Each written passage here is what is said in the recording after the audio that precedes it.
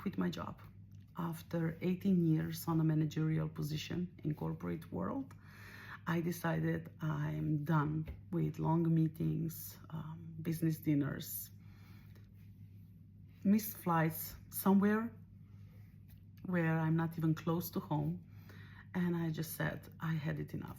I need to focus on myself, my family, and just starting my own business. And as I wasn't surprised with the idea, probably it's what's cooking in my head for a very long time, people around me were surprised. They were like having various reactions. And this is why I'm making this video, to prepare you for that. If you will soon go through this, or you are currently going through this phase, you have to know that you will meet at least one, if not all, of the group of people that I'm gonna mention. And the first one are judges. They are people who look at you with this pity in their eyes, like, oh, but what will you do now?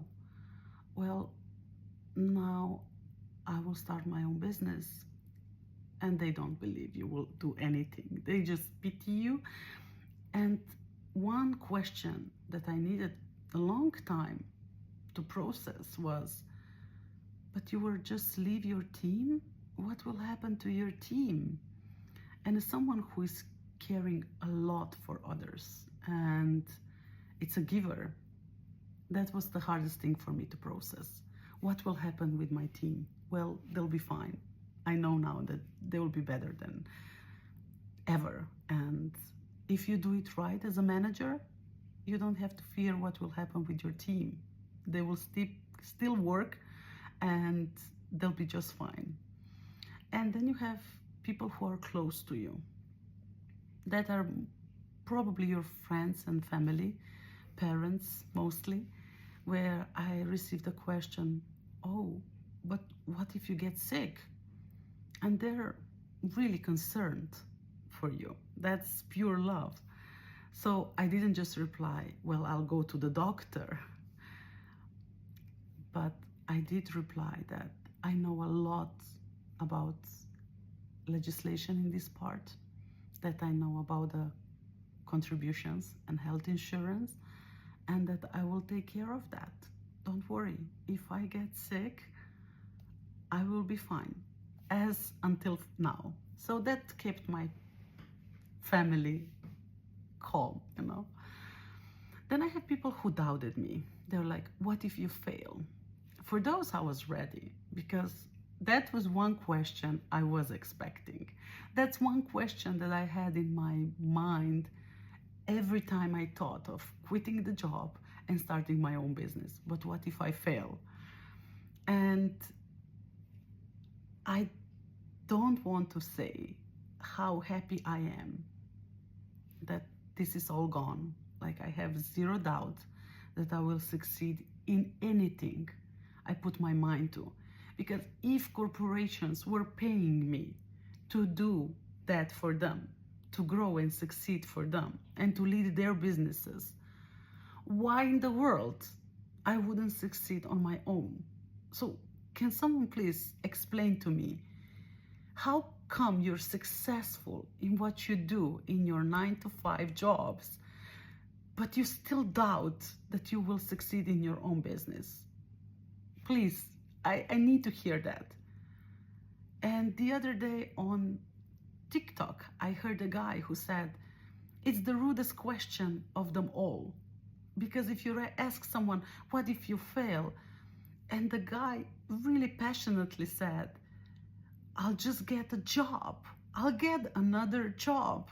So actually your life is my worst case scenario. And he will never regret that he started. That's the whole point. No one ever said at the end of their timeline, I'm sorry I tried. I wish I never tried. Most life regrets sound, I wish I had more courage to try more, to do more. So yeah, to the doubter in you, you are not going to fail, because you will try it as long as it's needed until you succeed. Yeah. Then you have the commenters. Those are people who I say they scroll through your life and they're just like, oh, I would never do that. Fine, you don't have to.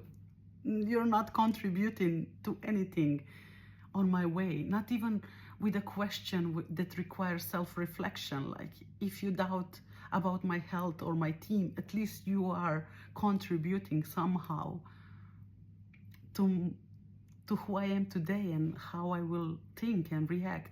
But if you just comment that I would never do that, it's like, fine, just don't do it. It's not for everyone. I get it. That's fine.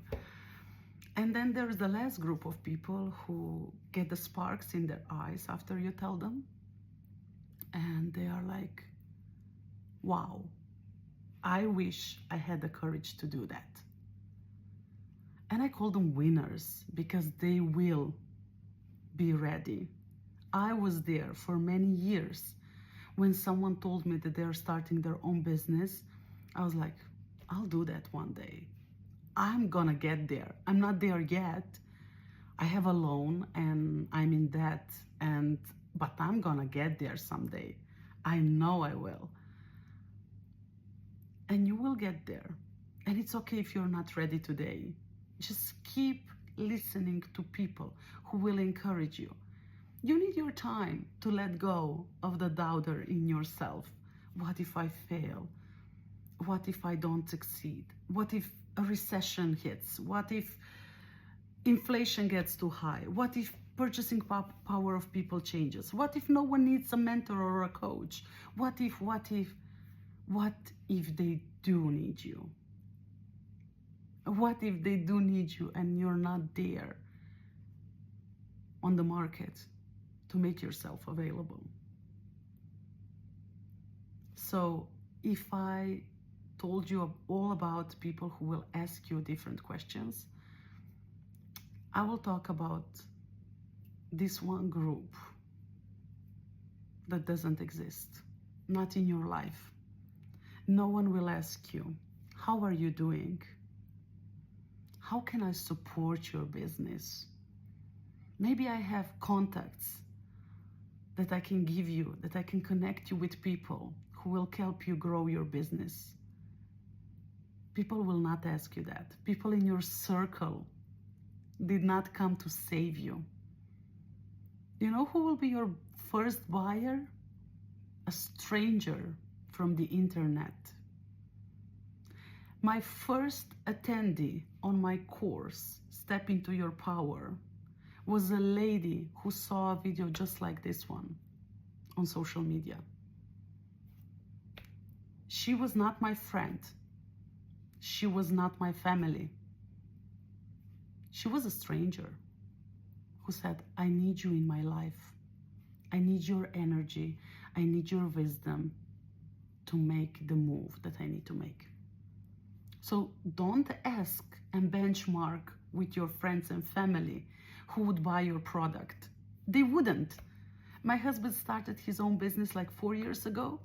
Do you think his family, my family, his family and friends bought stuff from him? No. Strangers bought stuff. Friends and family expect it as a gift. And that's fine. I really am not saying that something is wrong with that. I'm just saying, don't rely on the opinion of your sister who says she will never buy product from you. She doesn't have to. The stranger out there on the market will support you. And the stranger will love you and will be your biggest fan. So connect with people who are creating profiles in order to encourage you, to connect with you, who have no hidden agenda, like I don't even know what monetizing means or whatever that is. It's just, if I encourage one of you to silence the doubter in you and to stop doubting, what if I fail? And you start replacing that thought with when I win, then I did my job.